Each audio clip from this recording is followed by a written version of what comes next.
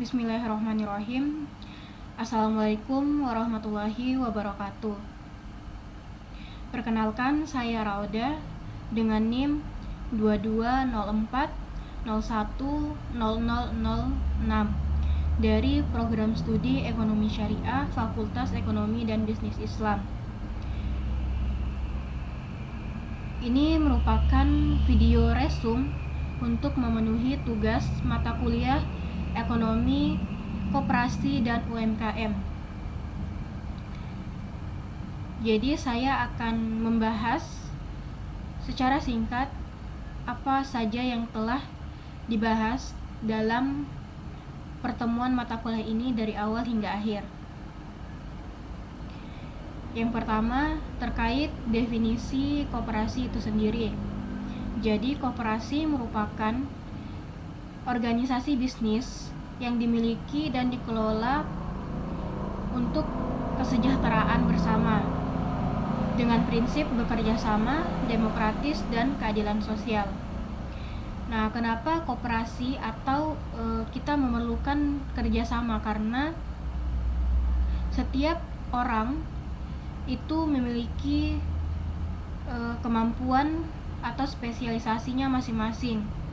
Ada orang yang memiliki modal tetapi tidak bisa mengelolanya. Kemudian ada orang yang memiliki skill tetapi tidak memiliki modal. Maka koperasi ini menjadi wadah untuk menyatukan sumber daya ini sehingga dapat dikelola, dikembangkan, dan menjadi kesejahteraan untuk anggotanya. Kemudian yang selanjutnya yaitu prinsip dari koperasi. Prinsip koperasi yang pertama yaitu keanggotaan terbuka dan sukarela. Jadi terbuka ini maksudnya adalah siapapun yang mau bergabung ke dalam koperasi dapat bergabung tanpa memandang suku, agama, jabatan, dan lain-lain. Jadi jika ada yang ingin bergabung maka dapat bergabung dengan koperasi. Kemudian secara sukarela artinya anggota yang bergabung dengan tanpa paksaan dari orang lain. Jadi anggota bergabung dengan kemauannya sendiri. Kemudian yang kedua yaitu kendali demokratis oleh anggota. Jadi dalam koperasi itu bersifat demokratis, di mana pengambilan keputusan diambil berdasarkan hasil rapat anggota, di mana setiap anggota koperasi memiliki satu suara. Prinsip selanjutnya yaitu partisipasi anggota. Jadi setiap anggota itu memiliki partisipasinya, baik berupa simpanan pokok, simpanan wajib, kemudian pengambilan kredit, tabungan, ataupun berbelanja di koperasinya. Kemudian yang selanjutnya yaitu prinsip otonomi dan kemandirian. Jadi koperasi ini berjalan dan dikelola oleh anggota tanpa campur tangan pihak luar. Jadi pihak lain, baik itu pemerintah, baik dinas, pemerintah, ataupun lain-lain yang berada di luar dari koperasi tidak berhak mengintervensi jalannya koperasi atau pengambilan keputusan dalam koperasi. Selanjutnya yaitu pelatihan, pendidikan, pelatihan, dan informasi. Nah, setiap anggota koperasi akan mendapatkan pendidikan dan pelatihan guna menjalankan koperasi untuk lebih baik, lebih efisien dan efektif lagi, agar kesejahteraan dari anggota dapat tercapai dengan baik. Kemudian yang terakhir yaitu prinsip pembagian sisa hasil usaha yang terbatas terhadap modal. Jadi dalam pembagian sisa hasil usaha dalam koperasi itu bersifat proporsional, di mana pembagian tersebut berdasarkan modal yang dimiliki oleh anggota. Jadi semakin banyak partisipasi atau modal dari anggota koperasi, maka semakin banyak juga sisa hasil usaha yang diperolehnya.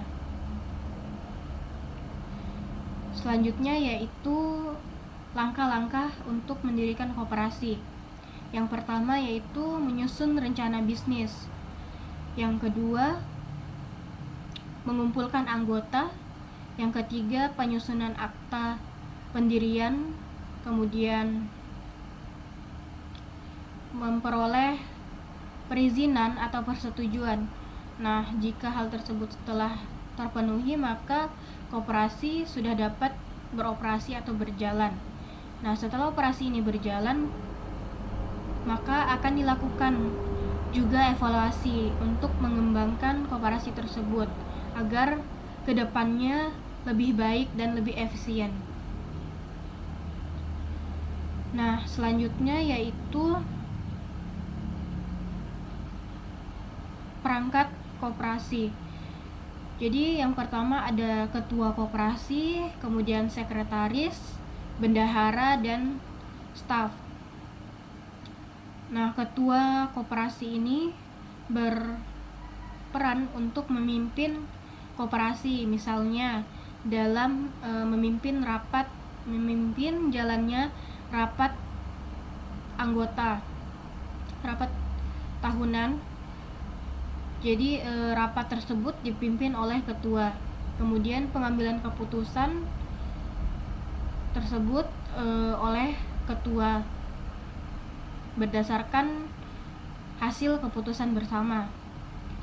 Kemudian sekretaris bertugas dalam sistem administrasi koperasi serta juga mencatat apa saja hasil rapat dari rapat pengurus dan anggota. Kemudian bendahara ini adalah mengawasi arus kas dari koperasi itu sendiri. Selanjutnya yaitu perbedaan koperasi dengan badan-badan lain seperti firma, PT, dan CV. Ya, yang pertama perbedaan dari segi tujuan. Nah, tujuan koperasi adalah untuk kesejahteraan anggotanya, sedangkan tujuan badan lain seperti PT, CV, dan firma itu adalah untuk mencari laba sebanyak-banyaknya. Kemudian perbedaan yang kedua itu dari segi pengambilan keputusan, di mana keputusan di koperasi diambil berdasarkan rapat anggota, di mana setiap anggota memiliki satu suara, sedangkan dalam firma itu keputusan diambil oleh pemilik. Kemudian dalam PT keputusan diambil oleh pemegang saham, dan di CV diambil oleh sekutu komanditer. Kemudian dari segi orientasi dari koperasi adalah kesejahteraan anggotanya, sedangkan badan lain tersebut baik PT, CV, dan firma berorientasi pada kepuasan pelanggan dan laba. Kemudian perbedaan dari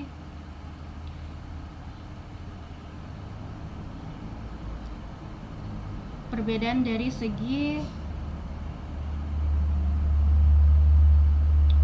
demokratis. Jadi kalau dalam koperasi itu bersifat demokratis, di mana terdapat rapat anggota, dan dalam rapat tersebut setiap anggota memiliki satu suaranya, sedangkan dalam badan lain seperti PT, CV, dan firma tidak terdapat sifat demokratis, di mana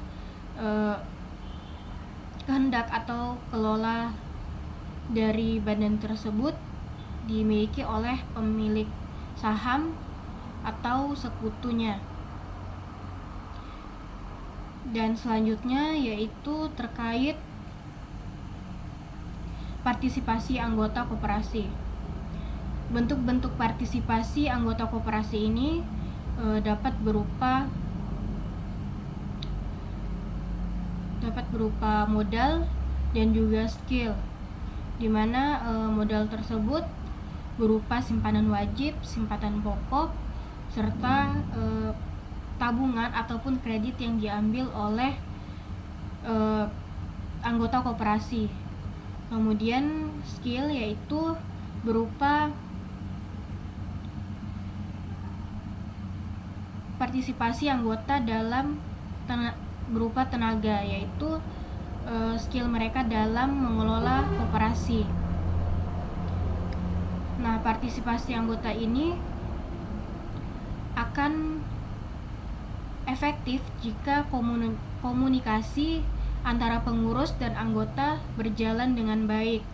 Kemudian anggota percaya kepada pengurus, memiliki kepercayaan yang baik kepada pengurus, sehingga tidak ragu untuk menuangkan partisipasinya dalam koperasi. Kemudian kepedulian dari para anggota juga sangat penting dalam partisipasi ini, di mana jika anggota tidak memiliki kepedulian atau kesadaran diri sendiri, maka akan sulit untuk mereka memberikan partisipasinya kepada koperasi. Kemudian strategi apa yang harus dilakukan oleh pengurus agar anggotanya tidak ragu-ragu atau rajin dalam berpartisipasi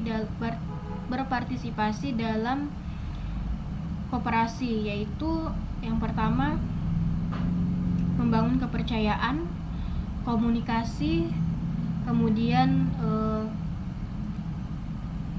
benefit serta reward.